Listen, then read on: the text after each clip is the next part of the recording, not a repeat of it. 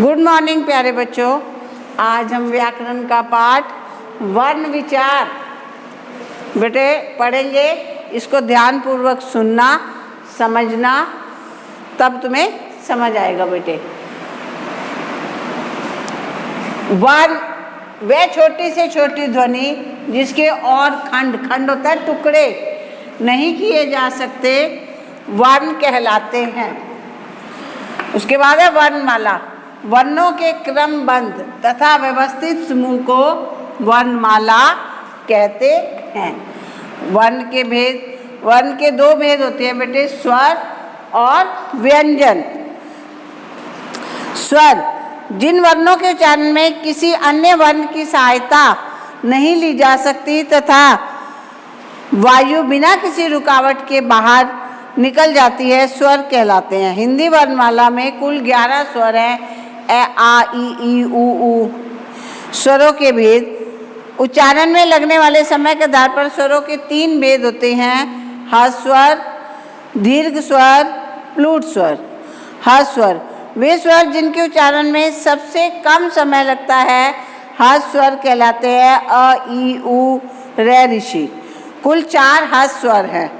दीर्घ स्वर वे स्वर जिनके उच्चारण में ह्रस्व की अपेक्षा लगभग 2 गुना समय लगता है, दीर्घ स्वर कहलाते हैं। आ, ई, उ, ए, ऐ। ये कुल 7 दीर्घ स्वर हैं। उसके बाद है प्लूट स्वर। वे स्वर जिनके उच्चारण में ह्रस्व की अपेक्षा लगभग 3 गुना समय लगता है, वे प्लूट स्वर कहलाते हैं। इसका प्लूट स्वर का चिन्ह बेटे ये है।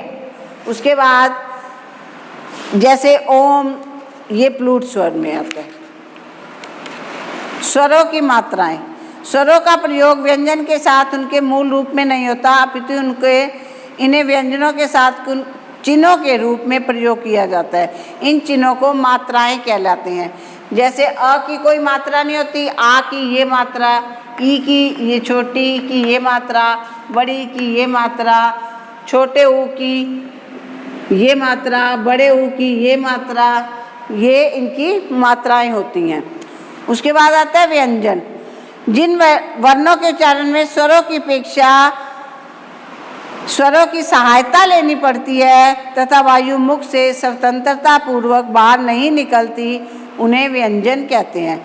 व्यंजन के भी 3 भेद हैं: स्पर्श व्यंजन, अंतस्थ व्यंजन, ऊष्म व्यंजन। स्पर्श व्यंजन ऐसे वर्ण जिनके उच्चारण में जीभ मुख के विभिन्न भागों को स्पर्श होता है छूना करती है, उन्हें स्पर्श व्यंजन कहते हैं। कै से मैं तक 25 वर्ण स्पर्श व्यंजन कहलाते हैं। अंतस्थ व्यंजन ऐसे व्यंजन जिनके उच्चारण में जीभ मुख के किसी भी भाग को पूरी तरह स्पर्श नहीं करती, उन्हें अंतस्थ व्यंजन कहते हैं। ये स्वर तथा व्यंजन के बीच की स्थिति की हैं। ये 4 अंतस्थ व्यंजन है: य, रे, ल, व। उसके बाद है ऊष्म व्यंजन। ऐसे व्यंजन जिनके उच्चारण में मुख और हवा के रगड़ से ऊष्मा मैंने होती गर्मी पैदा होती है, उन्हें ऊष्म व्यंजन कहते हैं। ये भी 4 ऊष्म व्यंजन है: श शलगम वाला, श षटकोण वाला, स तथा है। उसके बाद आता है बेटे संयुक्त व्यंजन। 2 भिन्न भिन्न व्यंजनों के मेल से बने व्यंजन को संयुक्त व्यंजन कहते हैं। संयुक्त व्यंजन को संयुक्ताक्षर भी कहते हैं, जब 2 अक्षर मिलकर एक बनते हैं। श क्षत्रिय ये दिखने में तो एक है, लेकिन ये कै और श से मिलकर बना है। त्र ये तै और रै से मिलकर बना है, तो ये संयुक्त व्यंजन कहलाते हैं। उसके बाद आता है बेटे अयोगवा। हिंदी वर्णमाला में अ जिसके ऊपर बिंदी होती है और ए जब विसर्ग होते हैं, ऐसे 2 वर्ण हैं जो ना तो स्वर है और ना ही व्यंजन, ये अयोगवा कहलाते हैं। ये है, ये अ और अ, ये अयोगवा है। अ की मात्रा, ये जो मात्राएं हैं बेटे, ये विसर्ग कहलाती हैं। विसर्ग का उच्चारण है की भांति होता है। इनका प्रयोग प्राय संस्कृत के मूल स्वरों के बाद होता है। उसके बाद अनुस्वार है। जिन वर्णों का उच्चारण करने में अधिक जोर लगाना पड़ता है, वायु नाक से बाहर निकलती है, उन्हें लिखते समय अनुस्वार, ये जो बिंदी का हम प्रयोग करते हैं। उसके बाद है अनुनासिक, जिन वर्णों को बोलते समय वायु मुख से अधिक और नाक से कम बाहर निकलती है उन्हें लिखते समय उनके ऊपर अनुनासिक, अनुनासिक ये जो हम चांद बिंदु लगाते हैं का प्रयोग करते हैं, जैसे सांप मुंह के ऊपर चांद बिंदु लगता है। हलंत, जब व्यंजनों को अरहित रूप में लिखा जाता है तब व्यंजनों के नीचे एक तिरछी रेखा दी जाती है। तिरछी रेखा हम ऐसे खींच देते हैं बेटे, ये तो ये हलंत है।